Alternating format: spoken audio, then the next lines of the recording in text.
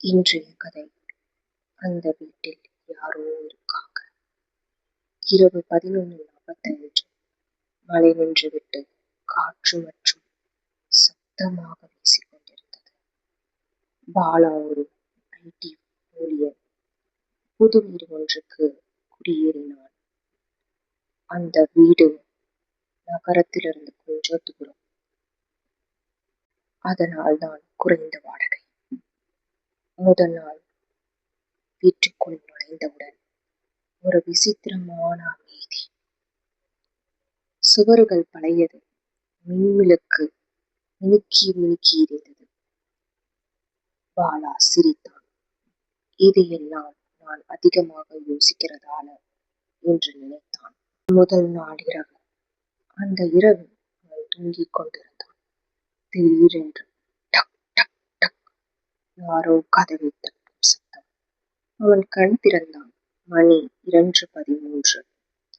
இந்த நேரத்துல யாரு? அவன் மெதுவாக கதவுக்கு நடந்தான். கதவை திறந்தான். யாரும் இல்லை. அடுத்த நாள் அவன் அலுவலகம் போனான். அங்கிருந்து வந்தபோது வீட்டுக்குள் சின்ன மாற்றம். மேசை மேலே இருந்த புத்தகம் தரையில் கிடந்தது. அவன் நினைத்தான், நான் தான் மறந்துட்டேன் என்று. 3ஆம் நாள். அந்த இரவு மீண்டும் சத்தம். இந்த முறை டக் டக் டக் நடக்கும் சத்தம். அவன் படுக்கையிலிருந்து எழுந்தான். யாரு என்று கத்தினான். சத்தம் நின்றது. ஆனா ஒரு விஷயம், அவன் கண்ணாடியில் பார்த்தான். அவன் பின்னாடி யாரோ நின்ற மாதிரி. திரும்பி பார்த்தான். யாரும் இல்லை. அடுத்த நாள் அவன் வீட்டு உரிமையாளரை சந்தித்தான். அந்த வீட்டில் ஏதாவது நடந்ததா என்று கேட்டான். அவர் தயங்கினார். பிறகு மெதுவாக சொன்னார், இந்த வீட்டுல முன்னாடி ஒரு பெண் இருந்தாங்க. ஒரு நாள் அவங்க உயிரை மாய்த்துக்கிட்டாங்க. பாலா இதயம் துடித்தது. அந்த இரவு அவனால் தூங்க முடியவில்லை.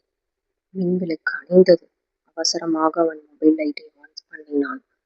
அந்த ஒளியில் சுவர் மீது ஒரு நிழல்.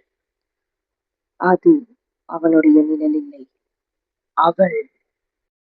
அவன் மெதுவாக திரும்பினான்.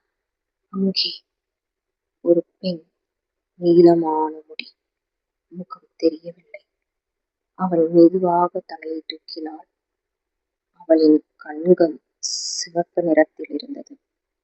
அவள் சொன்னது, அவள் மெதுவாக சொன்னாள், நீ ஏன் இங்க இருக்கிறீங்க? பாலா நடுங்கினான். நான் நான் வாடகைக்கு. அவள் சிரித்தாள். இது என் வீடு.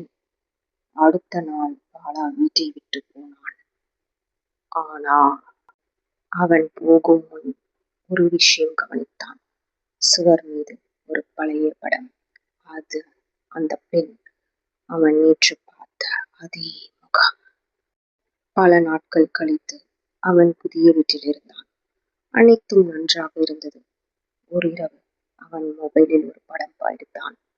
அதை பார்த்தபோது அவன் இதயம் நின்றது போல இருந்தது. அவன் பின்னாடி அதே பெண் நின்றிருந்தாள். அதை பார்த்தவுடன் அவன் நடுங்கி போனான். வீட்டை மாற்றலாம், ஆனா சில நிழல்கள் நம்மை விட்டு போகாது. இந்த கதை உங்களுக்கு பிடித்திருந்தால் உங்கள் நண்பர்களுக்கும் பகிருங்கள். அடுத்து ஒரு கதையுடன் சந்திப்போம். நன்றி.